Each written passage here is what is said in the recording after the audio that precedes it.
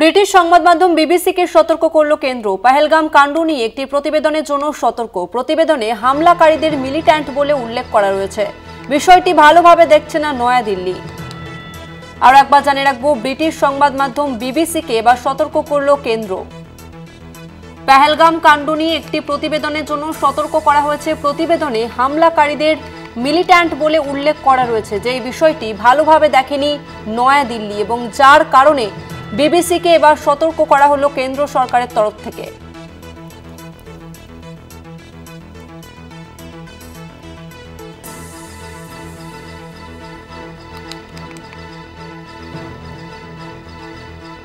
আমরা আবারও কথা বলবো, আমাদের সঙ্গে ফোন লাইনে রয়েছে প্রতিনিধি ওয়াসিম আহমেদ। ওয়াসিম, এবার বিবিসিকে সতর্ক করা হলো কেন্দ্র সরকারের তরফ থেকে, কি জানা যাচ্ছে?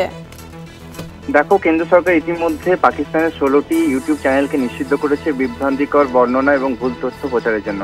এরপর কিন্তু পহেলগাম হামলা নিয়ে রিপোর্টিং করার জন্য বিবিসিকেও কড়া ভাষায় সতর্ক করলো ভারত সরকার। তার কারণ, বিবিসি তাদের একটা প্রতিবেদনে পহেলগামের যে হামলাকারী তাদেরকে জঙ্গি না উল্লেখ করে মিলিট্যান্ট বা যোদ্ধা বলে উল্লেখ করেছে, যা ভারত সরকার মনে করছে সন্ত্রাসবাদীদের নরম করে দেখাচ্ছে বিবিসি সরকার। তাদের একটি প্রতিবেদন ছিল, যার নাম ছিল Pakistan suspends visas for Indians after deadly Kashmir attack. এই প্রতিবেদনেই কিন্তু মিলিট্যান্ট অ্যাটাক শব্দটা ব্যবহার করেছিল বিবিসি।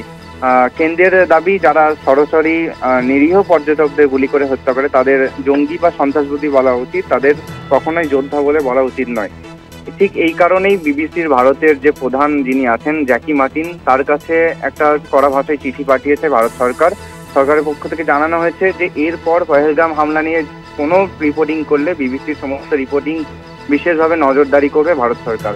ঠিক একই কারণে কিন্তু মার্কিন সরকারের কাছে কোপের মুখে পড়েছিল সেখানকার সংবাদপত্র নিউ ইয়র্ক টাইমস। সেখানেও কিন্তু এই নরমভাবে দেখানোকে কড়া ভাষায় আক্রমণ করেছিল মার্কিন সরকার। এবার কিন্তু ভারত সরকার পদক্ষেপ নিল ব্রিটিশ সংবাদ মাধ্যম বিবিসির বিরুদ্ধে। ধন্যবাদ তোমাকে ওয়াসিম।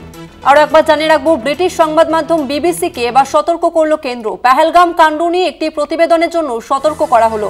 প্রতিবেদনে হামলাকারীদের মিলিট্যান্ট বলে উল্লেখ করা হয়েছে এবং সেই বিষয়টি ভালোভাবে দেখেনি নয়াদিল্লি।